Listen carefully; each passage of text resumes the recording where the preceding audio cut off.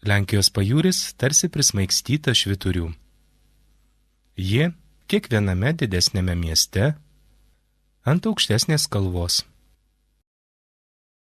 Svinaustie, Kikutas, Niechorze, Kolobrzegas, Gaski, Darlovka, Jaroslavicas, Ustka, Čiolpinas, Stilo, Rozovė, Vladislavovas, Jastarnė, Hel, Gdanskas, Krynica Morska. Tai tik didieji Baltijos jūros švyturiai.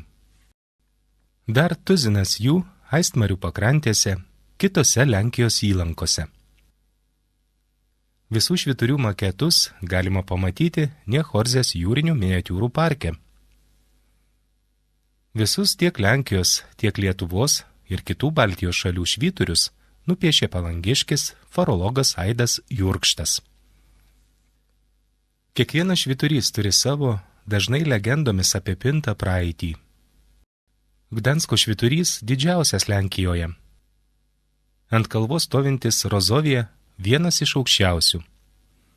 Prie jo pastatytas paminklas Lenkijos marinistui Stefanui Žeromskiui. Įspūdingas ir ypač lankomas Kolobrzego švyturys prie pat šio uosto įplaukos kanalo. Grakštus Niechorzės švyturys lėmė, kad prie jo įkurtas jūros miniatiūrų parkas.